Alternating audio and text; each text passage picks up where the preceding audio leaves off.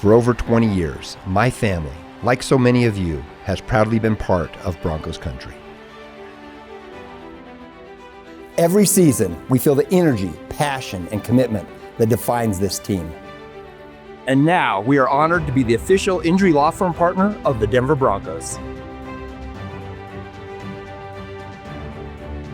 Ramos Law. What makes us different makes us better.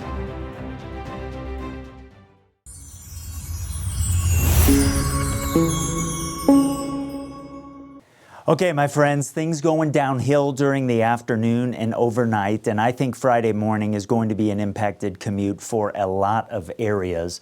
So things will go downhill this evening. There'll be some bursts of snow early on that quickly start to change up things on the roads.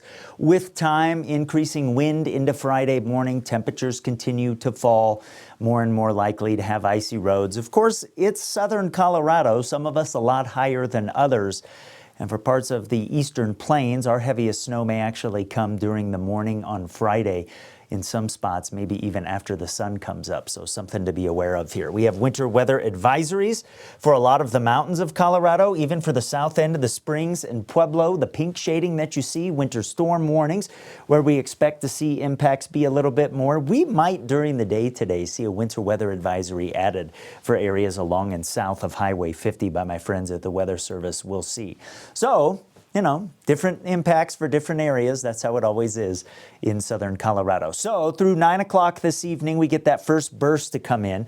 That shifts off to the south. Then we head into early Friday morning and we're getting the second system to come in from the south. Now there's still some differing information on whether there will be a circulation or not in the computers.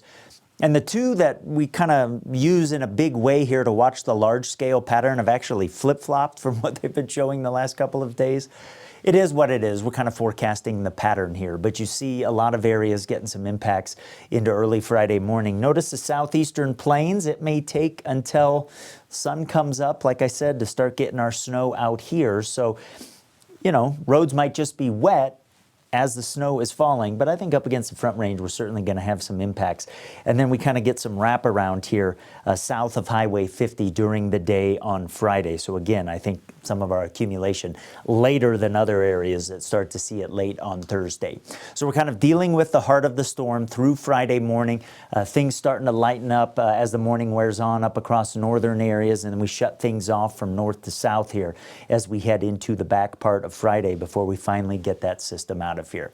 So how much snow are we expecting? Well, regardless of how much you get, we will see periods of wind. Some of that will pick up Thursday, and then we'll get some more here as we head into Friday. And so given that this is when our snow's falling here across the southeastern plains, even if we wake up without much in the way of accumulation, we'll have the wind blowing that around. That'll reduce visibility. The snow that's fallen east of the mountains will be blowing around during the day on Friday as well. Should start off pretty wet and then with time become a lighter type snow. It'll be a wet type snow throughout the event across the southeastern plains.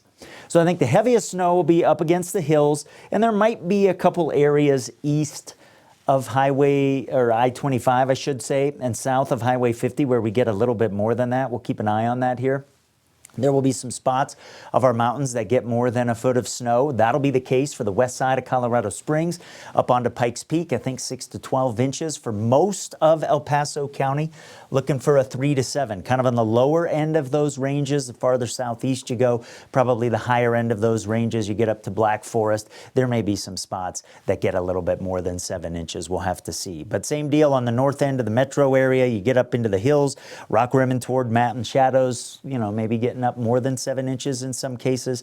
Most of the Springs out toward Falcon looking for 3 to 7. I think that's the case for downtown as well. And then you get into the hills, maybe around Manitou, maybe Upper Skyway, perhaps getting more than 6 inches of snow. Pueblo, we're kind of a tough call. And so I think more likely than not, we're going to be on the lower end of these ranges for a couple reasons. One, because as the snow accumulates, it might melt from below and it's going to be kind of wet. And so we may get 5 inches or so that falls, but it probably compacts a little bit. But then again, because of that unknown with the circulation into early Friday morning, I'm going to go with a pretty big range here of 3 to 7 inches. You get back into Highway 50. I think Fremont County is going to do really good with this, looking for 3 to 7 inches of snow as a generality. We might get a little bit more around Canyon City. That's what this darker purple's showing, but I'm going to go 3 to 7 there, and then 1 to 3 inches across Chaffee County, and then the amounts will drop off here as you head into the San Luis Valley. I do think we're going to get some real heavy snow around the wet mountains. I think between 6 inches and a foot in a lot of areas, unless we get that storm to slow down a little bit tomorrow morning, and then we could catch a little bit more along the eastern slopes up toward the crest of Greenhorn, where we could get 12 to 18 inches for places like Beulah and Rye. I wouldn't be surprised by that. 3 to 7 inches back across the Wet Mountain Valley, so we'll have to keep an eye on that. We get this system out of here. It'll take a couple days to warm up because we are going to be using some of the sun's energy to melt snow. A real cold Saturday morning, and then we'll see conditions improve into the afternoon, but it'll take a little bit to warm up, and early next week I think temperatures get back into the 50s.